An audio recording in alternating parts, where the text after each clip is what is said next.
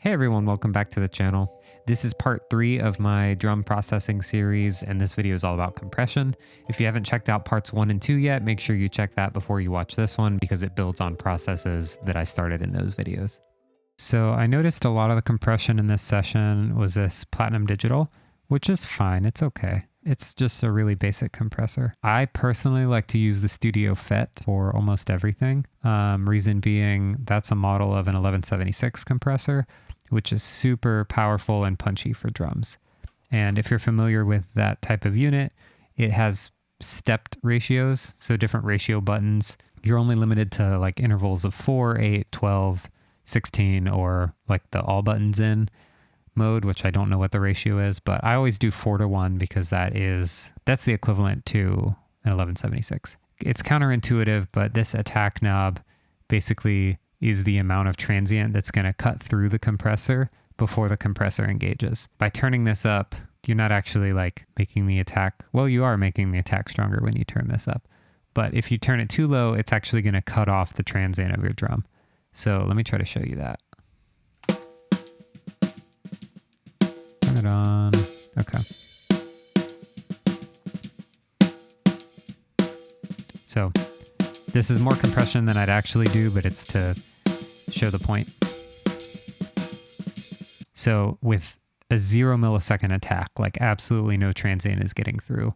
All of the smack and attack of the drum, the initial onset, is gone. And then as I open this up, you're going to hear more of that attack and initial onset cut through before the compressor grabs it and tames it.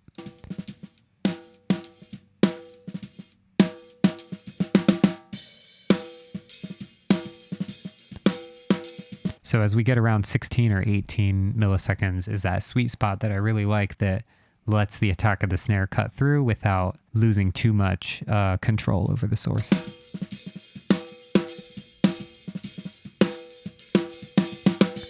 And then I like to set the release so that the gain reduction is back at 0 before the next drum hit happens. Because what you don't want to happen is your compressor still releasing from the previous hit, and then another hit happens. It doesn't allow the source to breathe. And then as I'm calculating that, I'm going to pull this threshold back down. I usually like to aim for about 3 decibels of gain reduction.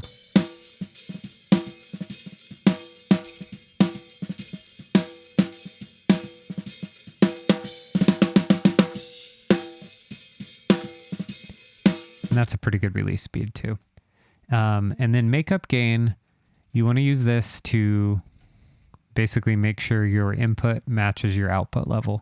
So when you're compressing, you're reducing the gain, otherwise known as gain reduction. And so that is actually lowering the volume of your signal. And so you want to increase this makeup gain so your hits are back up around -12, which is where we're aiming to be with our gain. So you can see it's coming in around -12 because we used the gain plugin when we first started and we made some cuts and boosts on the EQ. So we haven't really added or subtracted too much. And then this compressor is probably pulling it down to like -18. Actually, it's not too bad.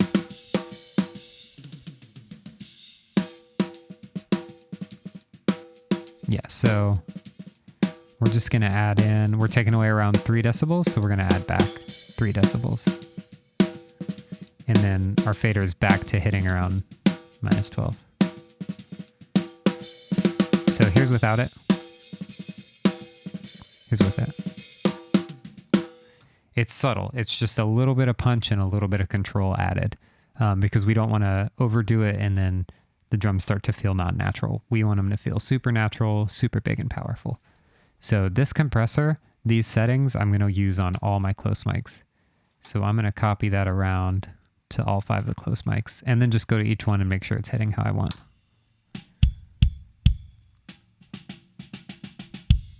So he's hitting a little harder, back the threshold down, coming in around -12, leaving a little hot, pull it down some more. There we go. Kick is compressed. Same thing with all the toms.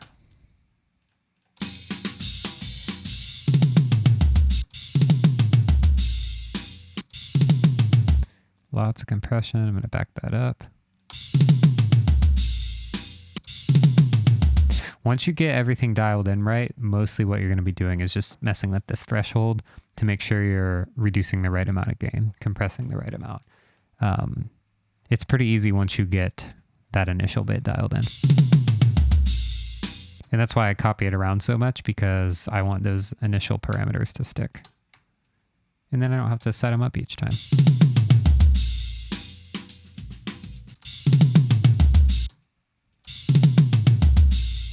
This will also help even the levels of our toms across the fill, because then we're making sure they're all compressing the same amount.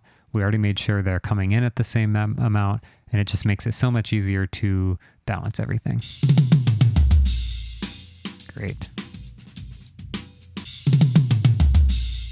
Add a little more gain there.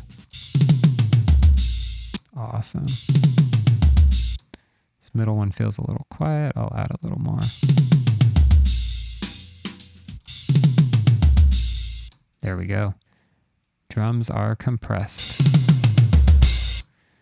We'll do a quick overhead compression. I might pick a different one for this. I like my overheads to feel a little bit smoother and less aggressive.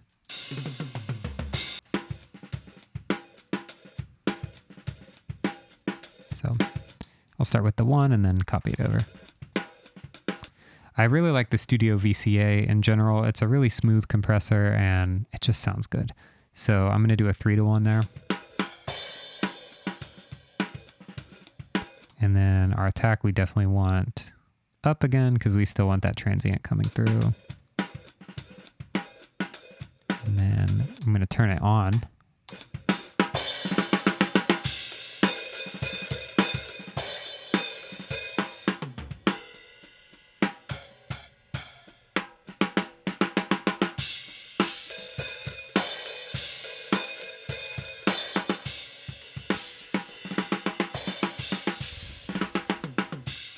And since we already made sure our input gain's coming in at the right spot, we don't have to adjust any input or output gain here.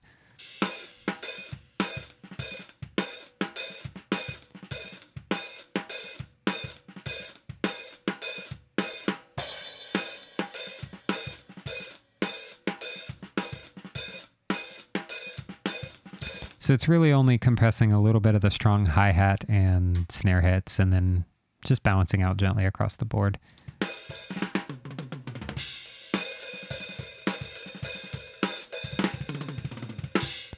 Super gentle. It's important not to overdo it with compression.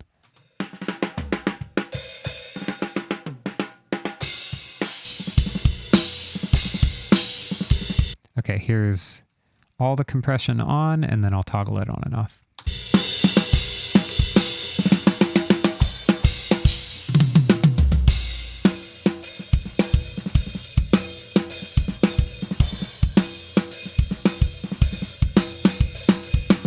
So it adds a subtle bit of control and power to everything without increasing the volume of anything. And that's the basic goal of compression. That wraps up part 3 on drum compression. If you haven't already, make sure you like and subscribe, and you'll be notified when the next part of this series comes out. Thanks again for watching, and we'll see you on the next one.